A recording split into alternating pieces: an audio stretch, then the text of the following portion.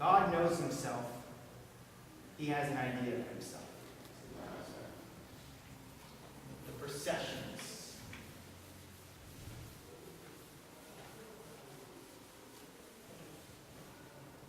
God is a thinker.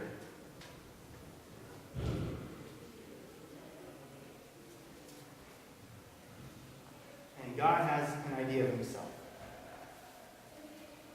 Now, God's idea is perfectly accurate. It's perfectly accurate. It'd be nonsense to say that God doesn't have a perfect grasp, a perfect idea of himself. Now, we don't, right? We always learn new things by ourselves. We come to a fuller understanding of ourselves. But since God is eternal and all-powerful and infinite, so is his idea. In fact, his idea is a person.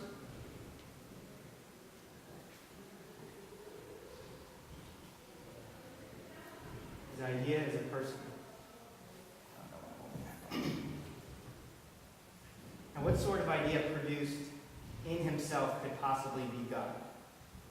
His idea of himself. Because God is God, his idea is God. Because God's knowledge of himself is a person. John 1, he tells us something very important. This is the next verse down. In the beginning of John's Gospel, he says, in the beginning was the Word. The Word is what he calls Jesus. The Word was with God. The Word was God. He goes on to tell us that everything that came into existence came in through the Word. So this shows us that the procession comes by way of knowledge from the Father to the Son. So, this is knowledge. The thinker knows himself, and this is how the Son proceeds from the Father. Here's the Father, and here's the Son. All right. Just relax for a second, take a deep breath. It helps if we think about our own ideas to grasp this a little bit better. Our ideas of ourselves are not perfect, as I said. We can know, we can love, and we can admire our thoughts, though. Right? You can have a thought and then admire it. Good. But my thoughts can't know me, right? Why? Because our thoughts are something. God's thoughts are someone. Now, if you think it's very odd that a thought of God, a thought in God's mind, could be a person, it helps to realize this, that we are thoughts in God's mind. But the difference is we are created. The Son is uncreated.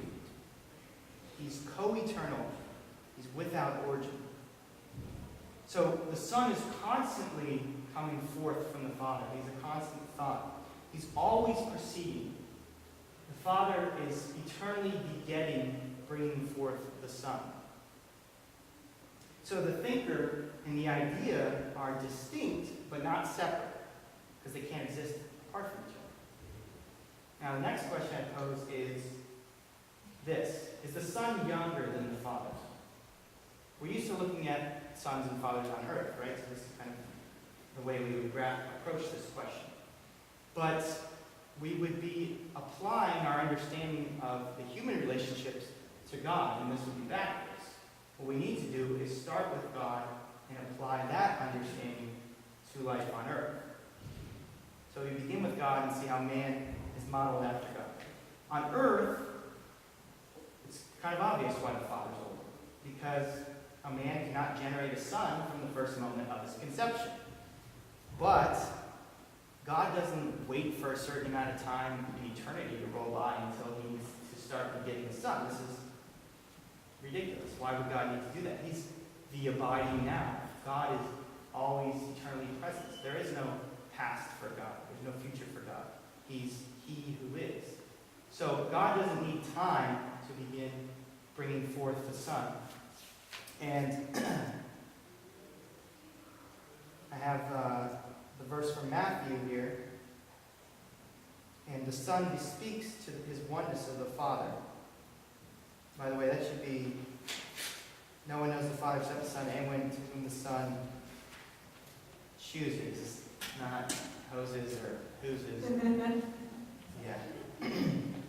As for all you UVA students. Okay. Yes, it's a verb. So, this is the first procession. Next point. The Father and the Son love each other infinitely. There is infinite intensity, infinite dialogue, infinite inner flow. And this love between the Father and the Son is so real that this love is a person. Because their love is infinite, the expression of their love must be infinite. The Father and the Son give without holding back at all. Total self-give. Again, I think it helps if we think about family on earth. Genesis tells us something that Jesus later quotes, that when a man and woman come together, they become one flesh. This is a truth. Man and woman become one. And their one flesh is so real that 9 months later they have to name it. So a third comes forth from the one, the two, the three. The Holy Spirit is love. He is breath. And breath is spirit. It's invisible, like air. There's intimacy there. So breath and life are closely connected. And life and love are closely connected. And with the Holy Spirit comes certain gifts, God's life in us, and we're going to discuss this more in depth later. But it's important to know that the Holy Spirit is not an it, but a He. He is the third person of the Trinity. He is God. I have a 2-month-old baby. When somebody says, "What's its name?" I say, "Her name is Stella." Now, sure, so at a young age, you can't tell sometimes if it's a boy or girl, so people don't want to just say, "Is that a boy or girl?" You know, but it is a thing, right? So God is not an it; He is a person. So if I said, "This is the Holy Spirit," you shouldn't say, "What's it do?" Okay, who is He? Would be a better question. What does He do? So the breath of God comes from the Father and the Son. We call this the filioque. This is a Latin words. The next quote down from the Nicene Creed. This is what we say. This is a summary of our faith. We say it in every Mass, every Sunday Mass, and it's in the Catechism. We believe in the Holy Spirit, the Lord, the giver of life, who proceeds from the Father and the Son. The and the Son part, that's the filioque. And this tells us about the second procession.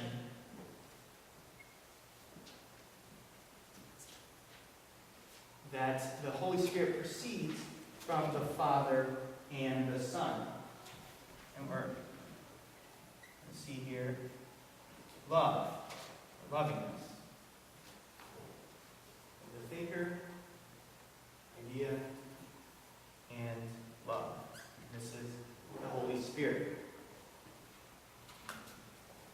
And we have to fight this tendency in our minds to make God have 3 natures, or 3 gods. Or, on the other hand, to collapse the mystery and just do away with all this and just have a monon. One God. No Trinity.